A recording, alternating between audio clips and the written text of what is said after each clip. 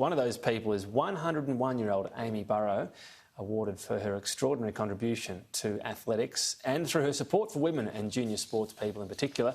Among her achievements, she was the inaugural Director of Athletics Victoria in 1982 and the Maisie McQuiston Foundation supporting female athletes. She joins me now. Thank you very much for your time. Involved in athletics for so long, I'm sure it's changed a lot in that time. What do you think? Do our athletes have it easier now or back then? No, that was better back then. Why was it better back then? There was more sense in athletics in those days. It's none today.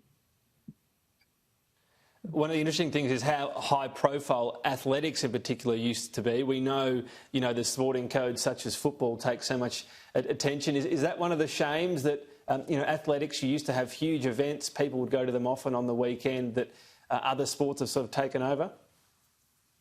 Athletics was spoilt when we had to leave Olympic Park to go, and they put us down in South Melbourne, which is hard to get to and nowhere to park.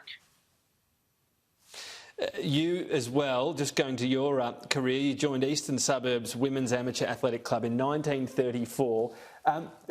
Was that seen almost as an unusual thing for a girl to do back then, or pretty standard? No, that was absolutely unheard of. I joined from school and I had a letter sent to school, and when the headmistress read it, she said, "No way, ladies don't do that." And that is a photo of my Eastern Suburbs club when I first joined at 15 years of age. So it's we've got some old pictures of you younger in your career. So basically they tried to not let you go off and start athletics, Amy? Yes, the headmistress said, "Young ladies don't do those sort of things." And my dad said, "Go for it." Well, good on your dad. And in terms of that change over your time in athletics, you've had a real focus on women and girls. It must have been great to have witnessed more of a, I know it's nowhere near, equal just yet, but the profile of female athletes has really started to ramp up in recent years in particular. Well, in the 50s and 60s, Victoria had the best women's athletes in the world. In the days of Shirley Strickland and Marjorie Jackson and all those girls, athletics was at its peak.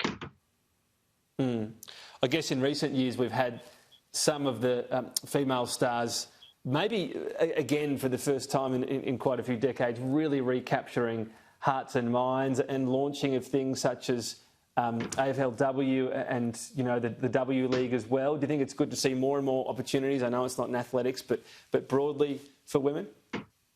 I love every bit of sport. I watch it all on television, and I love the women's cricket. Well, yeah, and didn't the women absolutely nail it? Was that a great moment? I know you're in Melbourne there to see the World Cup, basically a full MCG, and that stunning performance by the team. Oh, wonderful. It was wonderful. It's still pretty tough to make a go in athletics. I know we spoke before about, how high profile it used to be. Is that a bit of a shame that if you want to be a professional, you're not picking really a great career for yourself in a financial sense, and it must be very hard to convince young girls to stick with it? Oh well, it's very hard, but it's lost its spirit.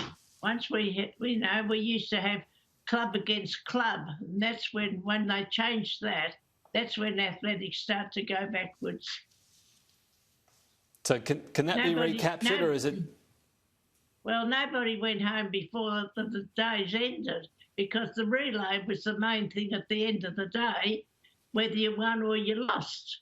Now they just go to compete for themselves and that's it. They go home again.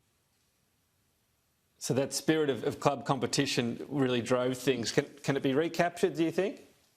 No. Well, let's finally touch on the award, Amy. It's recognition for so many years of service, as I said. What does it mean to you? Oh, it means everything. Everything. I can't thank my athletic friends for nominating me for this marvellous award. How are you going to spend the day?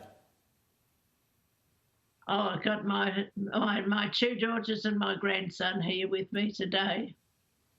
And I've now moved up to Clunes because I'm getting past looking after myself.